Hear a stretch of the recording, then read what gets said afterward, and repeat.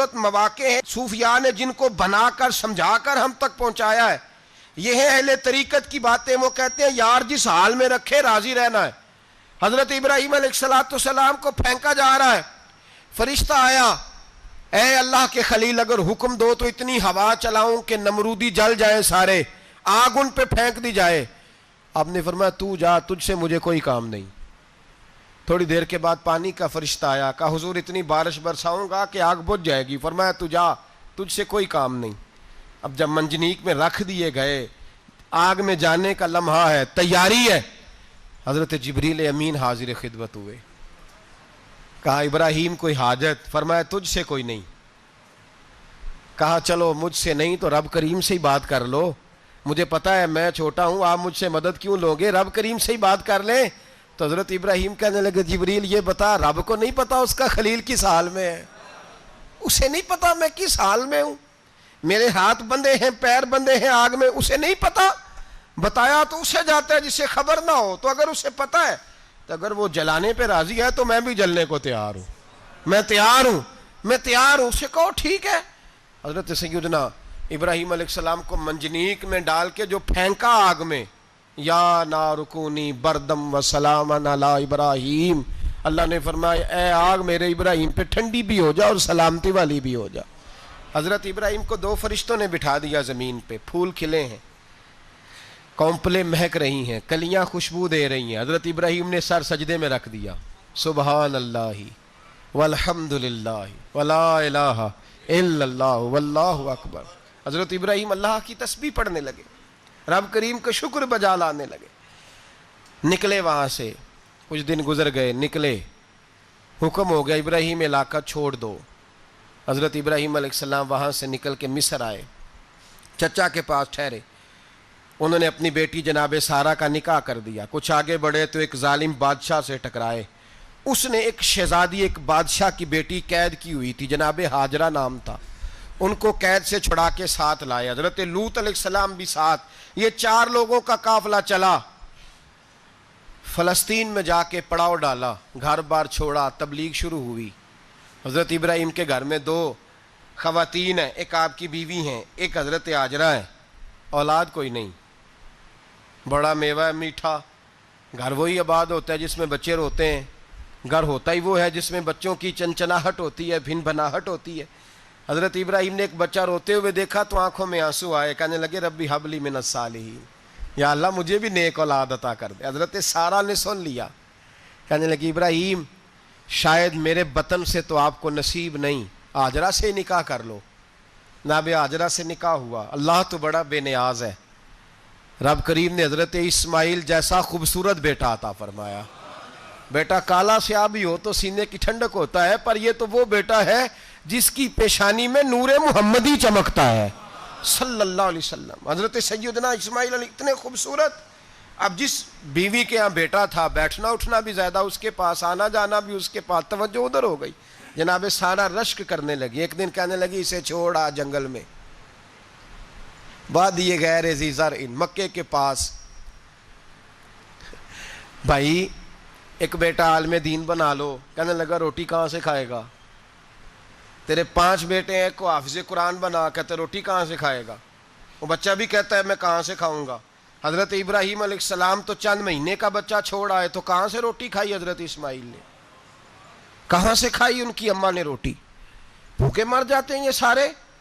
میں بڑی ذمہ داری سے کہا کرتا ہوں کہ جتنی خوبصورت روٹی اللہ کریم دین کے خادموں کو عطا کرتا ہے شاید کسی اور کے نصیب ہوتی ہو, لیکن ہم لوگ توجہ ہی نہیں کر رہے, ہمارا ذوق ہی نہیں بن رہا, ہم یہ محنت ہی نہیں کر رہے کہ قوم کو مستند علماء کی ضرورت ہے, علاقوں کے علاقے خالی ہیں, ادھر ہمارا مزاج ہی نہیں بن رہا, توجہ ہی نہیں دین کی خاطر. اور پھر چلے بچے تو بعد کی بات ہے نا, جو ابھی خود جوان ہے وہ بھی یہ دعا. ایک صاحب مجھے کہنے لگے میں دعا مانگ رہا ہوں اللہ مجھے بیٹا دے تو میں اسے دین پہ لگاؤں گا. تو میں نے کہا آپ بھی بوڑھے نہیں ہوئے, آپ خود ہی لگ جائیں, بیٹا تو ابھی آئے گا تو لگے گا نا. تو آپ تو اس وقت ہے تو آپ تو پہلے لگے نا صاحب, 2 گھنٹے تو نکال کے آئے, دین سیکھنے کو کافی ہے. آپ اتنی لمبی سوچ رہے ہیں کہ بچہ آئے گا تو بڑا ہوگا تو وہ جائے گا تو دیکھی جائے گی, ابھی تو آپ ہیں تو آپ تو آؤ. حضرت ابراہیم نے بچہ وہاں چھوڑا. یہاں سے جو عمرہ کرنے لوگ جاتے ہیں نا, جو حج کرنے جاتے ہیں ان کو پتہ ہے کہ وہاں دنیا کی ہر نعمت ملتی ہے، پھر بھی ڈبل ٹرپل پیسے لوگ جیبوں میں ڈال کے جاتے ہیں۔ حضرت ابراہیم جب وہاں لے کے گئے تو کوئی انسان نہیں تھا، پانی کا قطرہ نہیں تھا، 2 کلو کھجوریں، ایک مشکیزہ، بیوی کو تھمایا۔ ہمارے گھر میں ہزاروں چیزیں پڑی ہیں، لیکن وہ جو توکل ہے نا وہ ختم ہو گیا ہے۔ اللہ دے گا، حلال حلال پہ قناعت کرے، جائز جائز پہ بھروسہ کرے، رب کریم عطا کرنے والا ہے، وہ مزاج ختم ہو گیا۔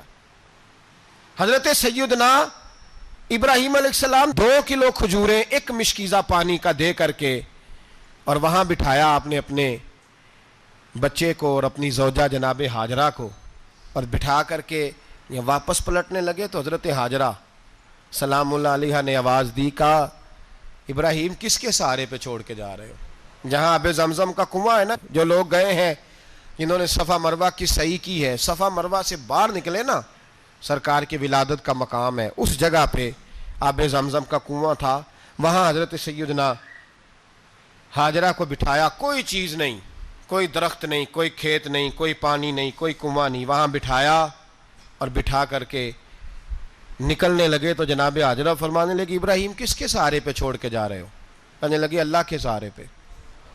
تو پاک باز بی بی نے ایک لفظ پوچھا، کہا ابراہیم یہ میرے رب کا حکم ہے، یہ میرے، بس جن کا عقیدہ توحید مضبوط ہو ان کے لیے ایک جملہ کافی ہوتا ہے، یہ میرے اللہ کا حکم ہے۔ تو جناب ابراہیم علیہ السلام فرمانے لگے ہاجرہ ہاں رب کا حکم ہے۔ جب یہ لفظ کہے تو چاہیے تھا نا حضرت ابراہیم تسلی دیتے، تو بی بی صاحبہ تسلی دینے لگی، عرض کرنے لگی ابراہیم اگر اللہ کا حکم ہے تو پھر آپ ہماری فکر نہ کرنا، اگر یہ رب کا حکم ہے تو پھر ہماری فکر نہ کرنا، جس رب نے ہمیں یہاں تک پہنچایا ہے وہ ہمیں کبھی بھی ضائع نہیں فرمائے گا، پھر فکر نہ کرنا۔ حضرت ابراہیم آ گئے، بات آپ نے سنی ہوئی ہے، اشارہ کرنا مقصود ہے۔ 13 سال میں چلے مان بھی لیا جائے بعض روایات کی روشنی میں کہ آتے جاتے بھی رہے، لیکن مکمل دیکھ بھال اپنے بچے کی پرورش میں پورا حضرت ابراہیم علیہ السلام کا کردار، سارا کردار ماں کا تھا۔ میں جب خواتین کے بارے میں کوئی بات کرتا ہوں تو میں آپ کو اکثر کہتا ہوں کہ یہ صرف بیوی کے لیے حکم نہیں ہوتا، یہ ٹریننگ بیٹی کو دینی ہے اور بہن کو دینی ہے، یہ تربیت کرے اپنے گھر میں۔ میں تجربے کی روشنی میں یہ بات عرض کیا کرتا ہوں کہ بھائی بچے باپ کے فرما بردار اس وقت ہوتے ہیں جب اماں انہیں باپ کا فرما بردار کرتی ہے، اور بچے باپ کے نافرمان بھی تب ہوتے ہیں جب اماں انہیں باپ کا۔ میں نے اپنے کانوں سے سنا ایک دفعہ ایک بچہ اپنے باپ سے کہہ رہا ہے آپ نے تو ساری زندگی باہر گزار دی، پیسے کمانا کون سا مشکل کام ہے، دکھ سکھ تو سارے اماں نے برداشت کیے، سکولوں میں وہ جاتی تھی، فلانا کام وہ کرتی تھی، فلانا کام۔ اب یہ سوچ اس کی ذاتی تو نہیں، یہ اس کو دی گئی ہے، اور اگر اس کو یہ سوچ دے دی جائے کہ اماں کہے کہ میں تو اپنوں میں رہی ساری زندگی، میں نے تو اپنوں میں وقت گزارا، اور تیرا باپ تو کئی دفعہ جنازے بھی نہیں پڑھ سکا، اس نے تو ماں باپ ایسے دفن کر دیے، وہ اگر یہ سوچ فراہم کرے تو پھر بچہ باپ کا فرما بردار ہوتا ہے۔ اور یہ والی روایتیں ہم بیوی کو سناتے ہیں، حالانکہ کس کو سنانی چاہیے؟ بولیے، بہن اور بیٹی کو، بہن اور بیٹی کو سنائیں یہ باتیں، ان کو سمجھائیں تاکہ آگے جا کے وہ جو گھر ترتیب دیں وہ گھر بڑا عمدہ اور نکھرا ہوا ہو۔ حضرت سیدنا ابراہیم 13 سال کے بعد آئے، چونکہ گھر میں اللہ تبارک و تعالیٰ کی دوستی کا چرچا تھا، اللہ تبارک و تعالیٰ کی محبوبیت کا غلبہ تھا۔ 13 سال کے بعد فلما بالغ معہ سعیا، بیٹا جب اتنا بڑا ہوا کہ سال چلنے لگا تو حضرت ابراہیم نے اپنے بیٹے کو بلا کے کہا بیٹا مجھے خواب آئی ہے، میں تجھے ذبح کر رہا ہوں، تیری کیا رضا ہے؟ تو حضرت اسماعیل کہنے لگے یا ابت افعل ما تؤمر، ابا جی اللہ جیسے حکم دیتا ہے میرے ساتھ ویسے ہی کریں، جیسے اللہ حکم دیتا ہے ویسے ہی، بولیے، ویسے ہی کریں۔ حضرت ہاجرہ کو کہا کہ ایک دوست نے دعوت کی ہے تو وہاں جا رہے ہیں، بی بی مطمئن ہے، تفصیلات کی ضرورت نہیں، ختم بات، اعتبار ہے، مطمئن ہو گئی۔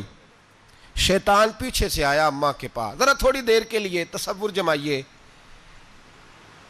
یہاں تو پڑوسن آ کے کوئی بات بتا دیتی ہے خاوند کے بارے میں تو کئی مہینے جھگڑا جاری رہتا ہے، پڑوسن محلے دار۔